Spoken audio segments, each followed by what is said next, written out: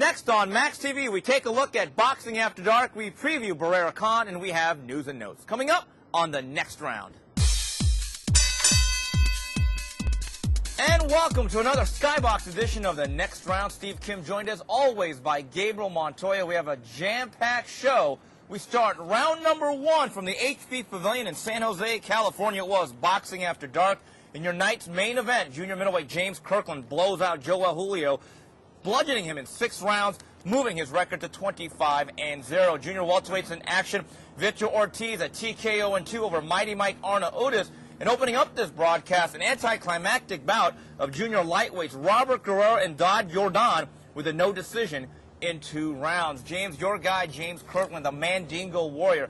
I tell you what, if this was the MMA, this was absolutely a tap out or a submission. Oh, it was just a brutal beating, man. It was classic James Kirkland. For the first time I saw him till this last Saturday, man. The bell rings and he comes flying out the ring, and it seems like every round, he's doing the same thing. Before the bell rings, he's standing up on his toes, he's talking mess to the guy across the ring, and he's just ready to go. I mean, is there anybody more exciting right now in the sport of boxing? There is something very visceral, violent, and raw about James Kirkland. I mean, he fights as though he's double parked with an arrest out for his warrant out for his arrest. The one thing I like about him is the all-out aggression. I think he's becoming a little bit more scientific. But James Kirkland is going to be James Kirkland. He is your pressure fighter that's going to go out there in 3 minutes. He's going to make it hell. I thought tactically, though, Julio made a big mistake. I can understand using your legs and trying to box early on, but I thought by the 4th or 5th round, he needed to sit down, draw the line in the sand, plant his feet, and punch with some leverage. And the bottom line was he looked like Jim Everett in 1989 with the Phantom Sack throwing off his back foot in the face of a fierce pass rush. Bottom line, if you cannot hurt James Kirkland and make him thinking about breaching your airspace, you're going to get run over. No, I think the guy that's going to beat James Kirkland, I wouldn't be able to name him, is either somebody that's going to be able to throw a million punches, maybe like a Paul Williams, or somebody that's going to employ like a Holyfield versus Tyson type strategy, where he throws a few punches, ties him up, walks him back, and slowly breaks him down. But Kirkland's pressure is just ridiculous. He came into the fight saying that what he wanted to do was take away Julio's range and not give him any room to punch, and that's exactly what he did throughout the fight. He bullied him into the ropes, he dug to the body like few guys do in this sport, and he committed to that body attack all the way through the fight, and just was landing from all different angles. I mean, it was pretty impressive for a guy that had gone the distance with Sergey Janjiric and Carlos Quintana. Even though those were losing efforts, he had some world-class experience, and a lot of guys I talked to thought that Kirkland was way too green to take this fight, and I happily got to prove them all wrong. James Kirkland remains undefeated. These are the thoughts of the native of Austin, Texas. We had bangers in the ring as far as sparring. We had bangers, we had boxers, we had speed punches, we had the whole 9 yards. So whatever type of style he basically going to come with, I was going to try to adjust to. And, as you see in the fight, I pressed him, and I seen that, he was getting weaker and weaker into the round. So I say the more pressure I put, the more body punches I put together, and just keep my head moving, eventually he'll go down. So those are the words of James Kirkland. Here's what I think. I think he's one of the most exciting young fighters in the game. I think he is now a legitimate bona fide contender at 154. But I think all this talk of a title and a showdown with Alfred Angulo is a little bit premature. This guy is still a young, developing fighter. And you've talked to Cameron Duncan before. He'd like to take it a little bit slower than he would faster and let these things cook and develop. Oh, I think fight fans get really excited. You see 2 guys that are really exciting, and yeah, it's going to be a great fight. But let's wait till 2011. Let's let one of these guys get a title and have the fight actually mean something. Maybe even be God forbid, a pay-per-view type of fight. A Vegas type fight. It's going to be all action, but I think we can wait for now. Kirkland next up for him. He's going to be probably in a showcase bout on the Hatton Pacquiao undercard, which is co-promoted by Top Rank and Golden Boy. I think that's exactly what he needs: more exposure on a bigger stage, and he can get more of a fan base. And I think they really need to work on a couple things. He needs to concentrate more on using his jab more often, doubling and tripling it. He's got to move that head because, as much as I like James Kirkland, he never met a right hand he didn't like to get hit by. I think James Kirkland, it's this simple. His conditioning and chin will take him as far as it can, and I think it's going to be up to Ann Wolfe to really smooth out some of the rough spot, a lot of the little things when it comes to boxing. But I did see some things. I actually thought he did a better job in the second half of the fight from rounds 4 through 6 of being a little bit harder to hit, closing the gap and using his jab to close the distance. I think James Kirkland, though, is a very, very exciting prospect. We'll see where this goes because guys like him, they don't always have the most staying power. Also on that card, Victor Ortiz was expected to get a career test against Mike Arnautis. Well, I think he got an A+ because he blew him out in 2 rounds. I thought it was very evident. I thought Arnautis would have some moments, maybe ask some questions, extend Victor Ortiz. You know what, though, Gabe?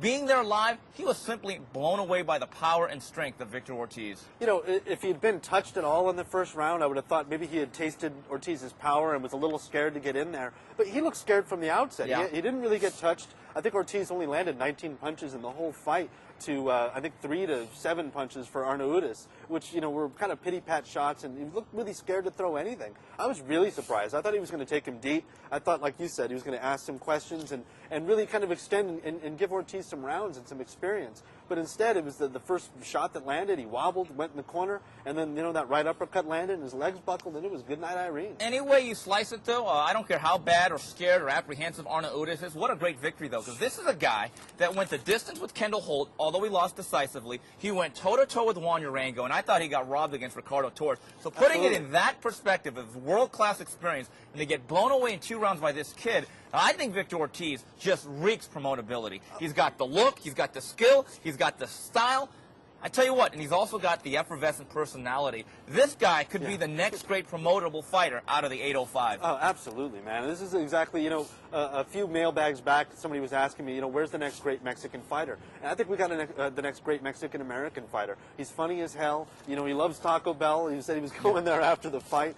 And, you know, and the proof is in the pudding. When he gets in the ring, I mean, you can't really look at this fight and say, look how bad Arnautis was. It was, look how bad Ortiz made him look. The first shot that he landed, like a young Tito Trinidad, the fight was over, man. And what was beautiful about it was his patience in the fight, his range, and when he got his opponent hurt, he jumped on him and he finished like a champion. And, Gabe, I don't care what anyone says. I don't want to hear that there should have been a standing 8 count, because first of all, folks, standing 8 counts really don't exist anymore in most jurisdictions. And number 2, the body language and the way that Arnautis cowered up and covered up without firing back for a good 10 to 15 seconds while punches landed on him and hailed down on him. You look at his facial expression and the way he reacted.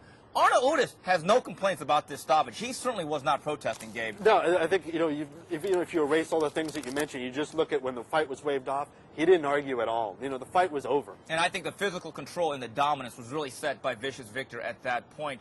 Gabe, I thought a hugely disappointing night. I think if one guy's stock went down, it had to be Robert Guerrero. He was having a very tough time with an Indonesian by the name of Duad Yordan.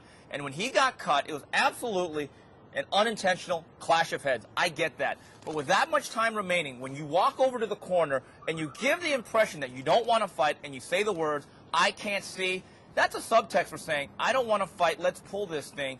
And I think, to me, Robert Guerrero made the easy decision. And you know what, Gabe? When you take the easy way out in this game, it's hard to attain greatness. It's hard to come back from something like that. You know, I'm a little conflicted about it. I mean, it was a really bad cut, and it was very early in the fight. And here he is looking across the ring at a guy that's an incredible puzzle to solve. I think we've got, you know, a good 130-pound fighter in Yordan, who was an unknown coming into the fight. We had no idea what he was going to bring to the table. And what he brings is a really tricky style. He kind of moves in and out, and he's really hard to hit. And I think Guerrero kind of put 2 and 2 together, said, you know what, maybe I can come back for a rematch and fight another day. You know, on one hand, I wanted to see him go to the corner and let his cut man do his job and see what they could do, and maybe, you know, go 4 rounds and, you know, and see what he could get out of a decision. But on the other hand, I got to say, you know, he doesn't owe us his eye, and maybe, you know, what happens if the fight goes on and it's kind of an ugly clash of styles, he gets headbutted a few more times and there's permanent damage and he loses his career. You know, sometimes I think you got to err on the side of safety, and I get what you're saying. I totally understand that. It's going to be hard for him to get the respect back from his fans, but at the same time, this is his livelihood. Well, he's a young man. Gabe, I understand that, though, but I will say this. You think Jake LaMotta or Carmen Basilio would have told the referee and the ring doctor, I can't see? Now, I understand. I'm not asking him to be that tough/crazy, but when most of the tickets and most of the media attention and the adulation is focused on you, there comes a responsibility and a price that has to be paid for that. This was 2 rounds in. I don't think there's any doubt that Duad Yordan was looking so very, very difficult, factored into his decision. I think Robert Guerrero in this night, on this particular night, went backwards technically. He had the same problems with lunging, not moving his feet very well, also with timing and distance. And Wad Jordan was doing a very nice job of counterpunching. And if you look at that second round, all the hard punches were being landed by the Indonesian. The thing about Robert Guerrero is, if you want to build a fan following, you want to be the signature fighter in Northern California, people want fighters who take risks. This is not an easy game. Anyone can win when things go perfectly. I want to see a guy that overcomes adversity. I'm not ripping Robert Guerrero for calling it a day, but I think he has to be honest with himself and say, you know what, did I make the right decision for my overall career? Physically, maybe he did, but I will say this. There were two stars that came out of that night. It was James Kirkland, it was Victor Ortiz, and the guy that was the homecoming queen, guess what? He didn't even go back to the hotel. Yeah, I totally agree with that. You know, with great drawing power comes great responsibility, and he didn't live up to it in a sense. You know, we ask these guys to risk their lives, to risk everything for greatness, and he decided, you know what, just good enough is going to be But good Gabe, enough. I want to make this point. You brought up the cut man. That's why you have a cut man. Absolutely. We were 2 rounds in. If the cut was so bad and the cut man says, I can't do anything with it, or after 3 rounds or 4 rounds, this is impairing his vision to a point where he should not fight, call it a no contest, and I think everyone at that point would have been more amenable than what took place Saturday night. You know, and looking at Guerrero really early on, like the first round, I had to wonder, you know, he had that long, like year-long layoff, and then he only had a 45-second fight. He looked a little rusty. He looked like you know, not quite in his comfort zone, whereas Jordan looked ready to go. He had fought pretty often and was ready for the fight. And I wonder if that played a big factor in this. I think Robert Guerrero has all the physical tools. If you build a fighter that's 130, 35 pounds, that's the way you build him. But I think technically, again, he's got to do a better job of jabbing his way in, moving his feet. He was lunging a lot, and he was getting countered and timed very expertly by Wad Jordan. Well, that's it for Boxing After Dark. We come back. Round number 2, we preview Barrera Khan. And we are back. Round number 2 of the next round. Steve Kim, Gabriel Montoya talking boxing. And folks, we go to Manchester, England, where it is the crossroads. Lightweight Amir Khan at 19-1 takes on the veteran, future Hall of Famer, Marco Antonio Barrera. Gabe, Frank Warren is a very astute boxing guy. He has a huge draw in Amir Khan, who's already been stretched once. There's no way Frank Warren can make the same mistake twice this soon, is there? You know, normally I would say yes, but this time I think, you know, when you add Freddie Roach into the mix, the guy who called out Oscar De La Hoya, forced him basically to, you know, called out his pride and forced him to fight Manny Pacquiao, and really made a great matchup. I think, you know, that Freddie Roach is going to strike gold twice. This is the right fight at the right time. Barrera hasn't looked good in a while. He's way out of his weight class. He's way past his prime. And, you know, he just went, 3 rounds with a guy that he should have, you know, wouldn't even have gone 1 round in his prime against. And Khan, he's a reclamation project, but from what I've seen in the gym, I really like where he's coming along. He's not hopping around as much. He's kind of gliding. He's turning his opponents better. He's got his right hand glued to that chin that's very, very suspect. I like this fight a lot for Khan right now. A couple of weeks ago, me and you were there on a Saturday afternoon, and all they worked with Amir Khan was jab, jab, and stepping with the chin tucked in. And you're absolutely right. They don't want him hopping in and out like the Energizer Bunny, because his chin is not exactly Scrap Iron Johnson or George Chuvalo. Here's what I think. Stylistically, I think they understand what Barrera's going to do. Barrera is willing to lose 2 minutes and 45 seconds of every single round. What he's going to look for is small pockets when Khan jumps in where he can counter him with a straight right hand or a lead left hook. I think that Barrera's whole game plan is, I'm going to lose a lot of battles. I'm going to win the war by counterpunching and timing in certain segments. But with that being said, I think Freddie Roach realizes that. I think that they have no problem sending Amir Khan out to be as conservative as Rush Limbaugh. Yeah, this is going to be, you know, he's not going to be looking for the knockout. He's going to look to win the boxing match, whereas Barrera is going to look to win the fight. It's going to maybe even look a little bit like Chavez versus Meldrick Taylor, where, you know, Barrera is going to be losing rounds, but he's going to take a pound of flesh each round, and hopefully it all adds up to a victory by knockout at the end. I just don't see at his age how he's going to do it. I know he's a master craftsman and all, but Amir Khan can be a huge draw. In fact, he already is. But my question about Amir Khan is this. Right here. To me, he's already been decked by Bredis Prescott. And old Michael Gomez decked him. There's another fight where he nearly got knocked out. The bottom line is, when you come from the amateurs, you get the 8 to 10 ounce gloves, you take off the headgear, you could teach a lot of things, Gabe. Defense, offense, conditioning. Can't teach a chin. And I think that's always going to be the Achilles heel when it comes to Amir Khan at the world-class level. Yeah, I would agree. But, I mean, you look at a guy like, say, Lennox Lewis, who had 2 knockouts by 1 punch, and kind of had a suspect chin throughout his career, but was able to sustain by playing safety first, staying behind his jab, and Khan's pretty big for his weight class, and I think if he can learn how to keep that distance and stay conservative, not fall in love with his power, in fact, fall completely out of love with his power, I think he's going to go a long way. I think he can do some things. You know, when this fight was first announced, I thought Marco Antonio Barrera, one of my all-time favorite fighters from the 90s, I thought he was live. Very, very live. But then I looked at his last couple of fights against Sammy Ventura and the fight he was cut in. You know what? I know he's going to be in better shape this time. Obviously, he's going to lose some weight. He's going to be more focused mentally and physically. But you know what? I just can't escape the fact this is 67 fights into a career. He was becoming kind of a boring conservative fighter anyway. And you just look at him physically, just kind of look like a fat, pudgy old man. And someone pointed out to me, Steve, he is a fat, pudgy old man. So I think he might have some pockets of moments where he's going to have an opportunity. You know what? I think Amir Khan, I think youth will be served. I think Khan wins a relatively uneventful 12-round decision. Yeah, I would agree with that. You know, early on, I actually always liked this fight for Khan. And I thought, you know, that he maybe would ramp up the violence in about, 8, 9, and 10 and get a stoppage. But I would agree with you. It's going to be a safety-first kind of fight. It's almost going to be like Vladimir Klitschko versus Sam Peter, where they're just going to help him get across that finish line, get his confidence back at a world-class level, and get that experience, and then, move on to another fight. I see a very safe fight. So there it is for Khan Barrera. We come back. We wrap it up with news and notes. And we wrap things up here on the next round. Steve, Kim, Gabriel Montoya. We go to news and notes. We go to the fight review on Friday Night Fights. In a thriller, Delvin Rodriguez holds on Shimon Alvarez, split decision in 12. Then on TV Azteca Saturday night, Mile High Mike Alvarado, TKO in 10 in stunning, dangerous fashion against Emmanuel Clade. Delvin Rodriguez, to me, is a good fighter. I think he's top 15 to 20. But I just get the sense he doesn't have great power. He has good power. I think his inability to really take a world-class shot is going to hurt him. But really, a very good fight against Shimon Alvarez. Yeah, it was an exciting fight, man. It was pretty nip and tuck. And I thought Rodriguez might have been wilting a little bit. And then in the ninth, he injured his wrist, is what he told his corner. And then all of a sudden, he just went to the left hand, and he seemed like he couldn't miss with it all of a sudden. And totally took over the fight. It was really exciting. I think that moment can be very instructive because Delvin Rodriguez may not have the greatest chin, and his power is not exactly Tommy Hearns. I think using the left hand and really boxing from the outside, that type of experience is going to serve him well. And I think for Shimon Alvarez, he had a golden opportunity. He had already been knocked down with about $150 left in the fight. Delvin Rodriguez is teetering on the edge of the cliff. And you know what? I know he's tired. I know he's fatigued. But the great ones find a way within the well of emotions and the well of their being to find something. And he just could not capitalize. And if you look at the scorecards, Gabe, 114, 113 twice.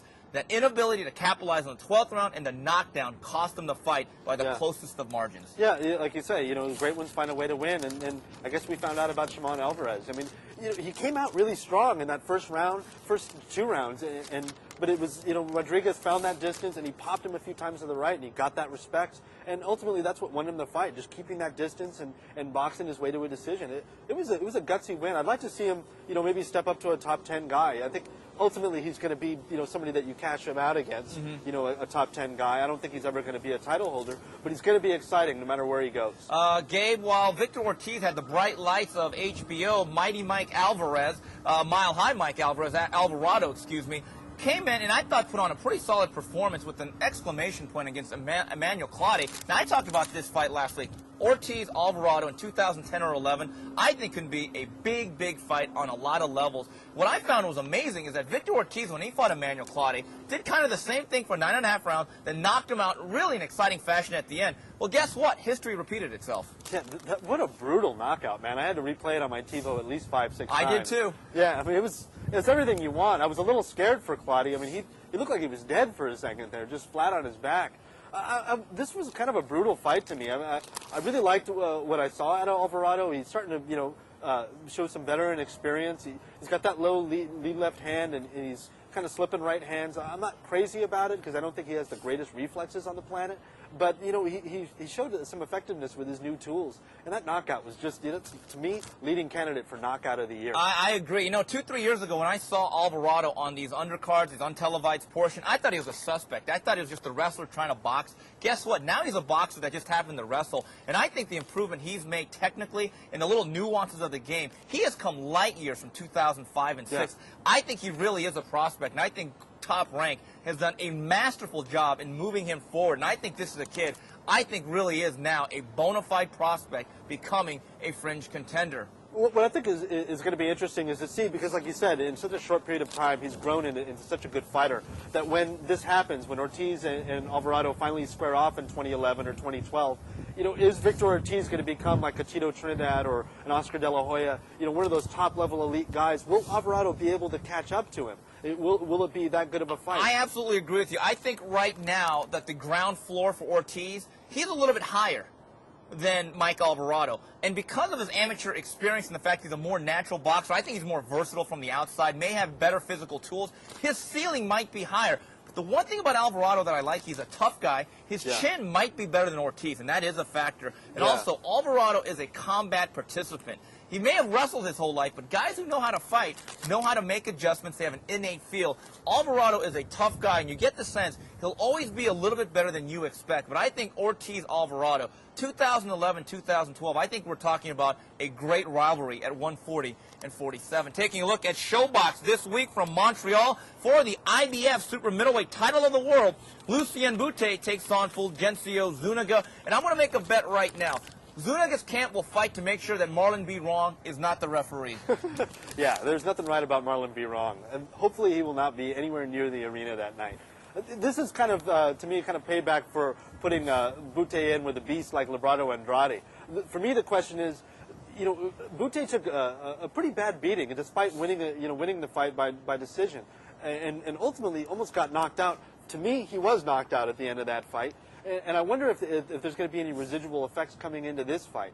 Zuniga, he's a crafty, rugged veteran, but I think he peaked with his win over Viktor Oganov. He's 31 now. I think he's going to give Bute some rounds, and it's going to go to a boring decision. I think Zuniga is going to try to chase Bute all over the ring. He might have some moments in the late rounds. I think Lucien Bute nearly pitches a shutout for the first 9 or 10. The gap might close, but I think it'll be too little, too late. And the one thing about Lucien Bute, I think if championship fights were just 9 or 10 rounds, I think he'd be very tough to beat. But I get the sense he's one of those guys. He's like that car in the Blues Brothers when Belushi and Aykroyd went all the way to Chicago. They're getting chased by police. As they get out, the car just kind of falls apart. That seems to be Lucien Bute at the end of fights, but I do think he wins a 12-round decision. Taking a look at some of the other fights for the IBF middleweight title, Arthur Abraham takes on Lawan Simon. TV Azteca, Cesar Chanchilla takes on Giovanni Segura once again. And then from Mexico, Christian Majares takes on Neymar Cermeño. Arthur Abraham is he facing another guy that's being imported to Germany that is absolutely a no-hoper? Yeah, I think so. I think the thing about Simon, though, that isn't intangible is his toughness. A couple ring stories about him. Early on in his career, he had injured his left shoulder, and yet he still came back to the gym, and despite having his arm in a sling, he worked on his right hand.